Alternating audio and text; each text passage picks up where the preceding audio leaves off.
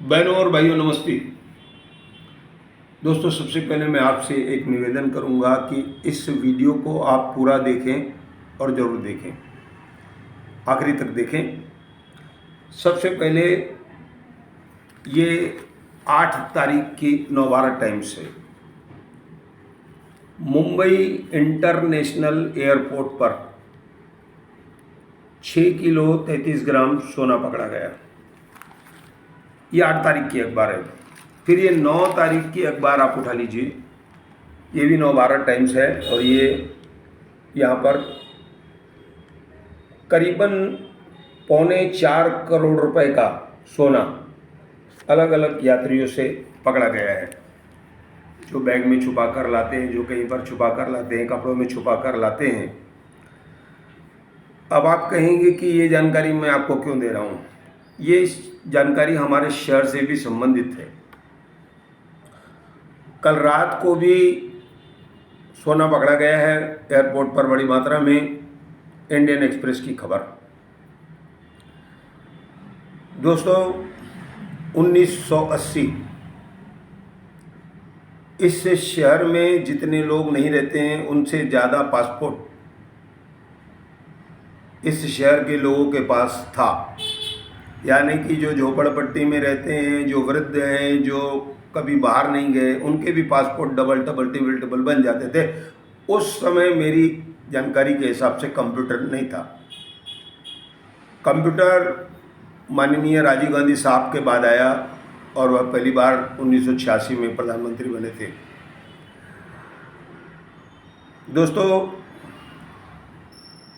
आज भी हमारे शहर से रोज 100 लोग बैंकॉक, दुबई, अन्य जगह जाते हैं, सोना छिपा कर लाते हैं। कई महिलाएं उनके साथ रहती हैं। मैं क्षमा चाहता हूं, मैं आपको बहनें कहूँगा, साथ जाती हैं, उनको सोना छिपाने के लिए दिया जाता है। दोस्तों, कुछ चीज़ों का नाम मैं नहीं लूँगा कि कहाँ छुपाते हैं, क्यों छुपाते हैं। भगवान ने हमारा शरीर उपयोग करने के लिए दिया है, हम उस शरीर का दुरुपयोग कर रहे हैं। अब आज मेरी बात ये है कि यहाँ से जो लोग जा रहे हैं उसमें कोई दूध वाला है, कोई रेडीमेड वाला है, कोई दूसरे काम करता है। उल्लासनगर 2 से बहुत सारे लोग जाते हैं, अमरनाथ से जाते हैं, और उल्लासनगर 2 में, उल्लासनगर 5 में कुछ सोनार ऐसे हैं जो उनसे सोना खरीदते हैं। बार बार हमारे शहर के जो लोग हैं वह देश बदल देते हैं, स्मगलिंग का तरीका बदल देते हैं। पहले सिंगापुर जाते थे, अब बहुत सारे लोग जो हैं बैंकॉक जाते हैं, सिंगापुर कोई नहीं जाता है। पहले बैंकॉक से टीवी आदि लाई जाती थी, अब सोना लाया जाता है। बहुत सारे अति चतुर लोग हैं, 50 से 100 ग्राम सोना पहनकर ले आते हैं, गले में पहन कर ले आते हैं। कुछ लोगों का सोना जब्त भी हुआ है। अब मैं आपको एक बात और बता दूं, फिर ये लोग क्या करते हैं कि खुद जो काम करते हैं वहाँ तक ठीक है, अगर वैसा ही काम दूसरा करे तो उसकी जानकारी कस्टम अधिकारियों, बड़े अधिकारियों को देते हैं। हालांकि ये लोग रोज रोज क्यों जाते हैं इसकी जानकारी कस्टम अधिकारियों को भी होगी। अब इनके ऊपर कौन रहता है आप पूछेंगे मुझसे। इनका सबसे पहले प्रिंसिपल कमिश्नर एयरपोर्ट अंधेरी, मुंबई 99। दोस्तों, आप इसको सुन लेना, कभी आपके काम आ सकती है ये चीज़। उसके बाद DRI, director revenue intelligence bureau, जिसमें कभी समीर वानखेड़े हुआ करते थे, तब ऐसे बहुत सारे लोगों को धरा जाता था उनके ज़माने में। फिर मैं आपको जानकारी देता हूँ कि ये जो DRI है, इसको इंटेलिजेंस ब्यूरो कहा जाता है। रेवेन्यू, जो राजस्व हमारा नुकसान हो रहा है, हमारी करेंसी बाहर कैसे जाती है, हमारी करेंसी आती कैसे है, दोनों पर नज़र रहती है। इनकी ऑफिस पाटकर हाल, marine lines, Navi Mumbai 20, marine lines 20, Navi Mumbai नहीं दोस्तों, मुंबई 20, वहाँ पर इनकी बड़ी ऑफिस है। फिर आप कहेंगे कि जो हमारे भारत की सबसे बड़ी जो आज ईडी चल रही है, ईडी, उनका पता है सीजे भवन, डॉक्टर एलिवेशन रोड, मुंबई 18 वर्ली। दोस्तों हमारी पासपोर्ट ऑफिस भी उसी के पास है, और ये डॉक्टर एलिवेशन रोड जो है, वहाँ पर हमारी जो ये चैरिटी कमिश्नर उनको कहा जाता है, उनकी ऑफिस भी वहीं पर है। तो ये एक बड़ी ऑफिस है, ये ईडी की ऑफिस है। ईडी का पूरा काम ये है, सोना, हीरे जवाहरात, धन आपके पास इतने सारे किस तरीके से आए, जिनके पास काली संपत्ति है, ठीक है। तो अब मेरा प्रश्न फिर ये है कि 1980 से ये सब काम चल रहा है। कई लोगों ने कई पासपोर्ट बदल दिए, बढ़ते गए, बदलते गए, भरते गए, बदलते गए। 10 साल में एक पासपोर्ट पूरा होता है, उसके बाद नया मिलता है हमको। अब जब इनका पासपोर्ट भर जाता है तो इनको जिस तरह से हमको राशन में एक्स्ट्रा कागज लगा कर दिया जाता है, वैसा कागज इनको लगा कर दिया जाता है। अब कस्टम ऑफिस जो मुंबई एयरपोर्ट है, विमानतल पर जो कस्टम अधिकारी खड़े रहते हैं, सवाल ये कि क्या ये उनका पासपोर्ट नहीं देखते कि आपके पासपोर्ट पर इतने सारे ठप्पे कैसे लगे। दोस्तों ये बहुत बड़ी जो एक हमारे देश को नुकसान पहुंचाने का काम है।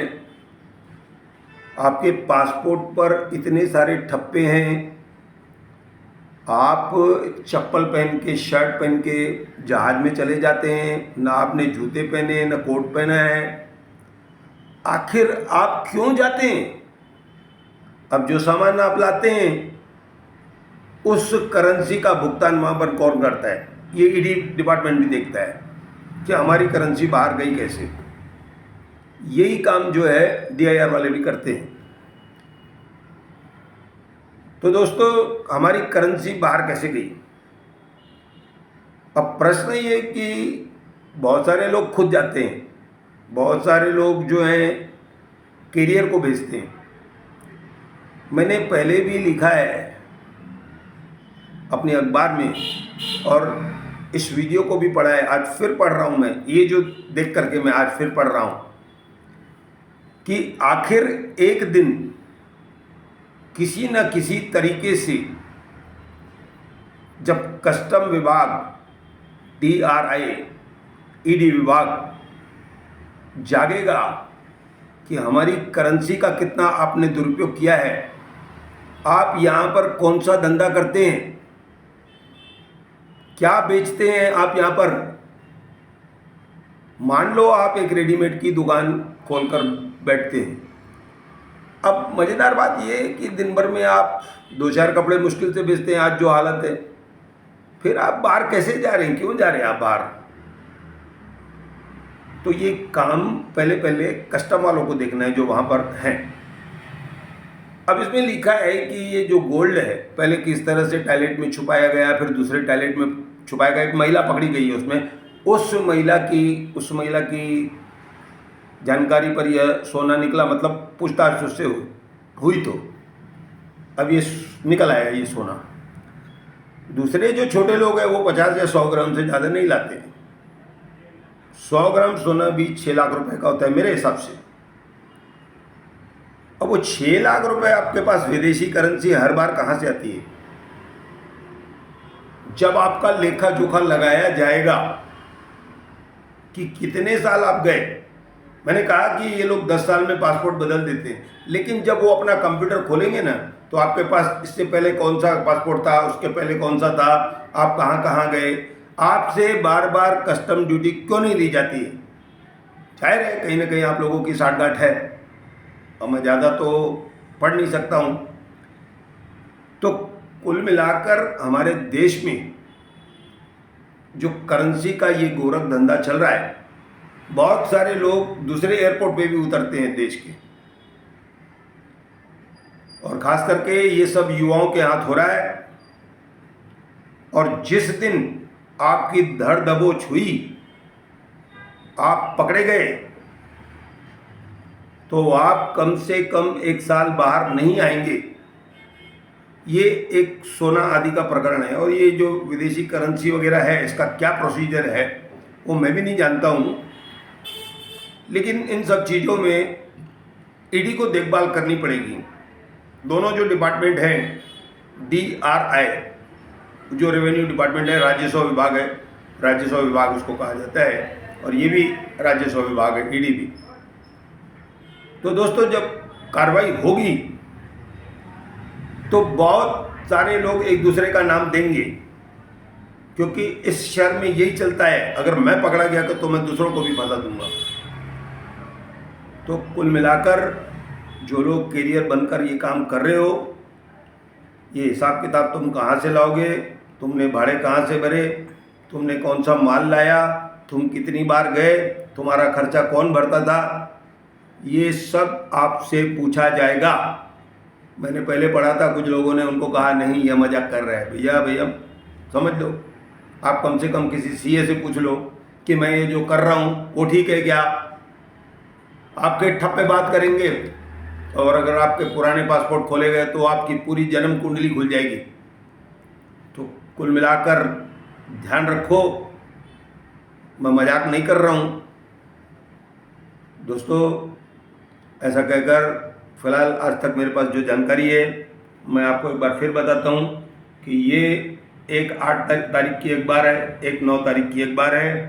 8 तारीख की अखबार में 6 किलो 33 ग्राम, और 9 तारीख की अखबार में जो है 9 तारीख की अखबार में 3.25 करोड़ रुपए का सोना है। तो दोस्तों आप इस अखबार को ढूंढे कहीं से भी ले लीजिए, मैं आपको ऐसी जानकारी देता हूं। और मैं उन लोगों को भी कहता हूं कि अगर आपको कस्टम विभाग के पते चाहिए तो मैं आपको ज़रूर दूंगा। मैं आपसे कोई शुल्क नहीं लूँगा। इस देश को बर्बाद किया जा रहा है, ऐसा कहकर मैं धन्यवाद कहता हूं।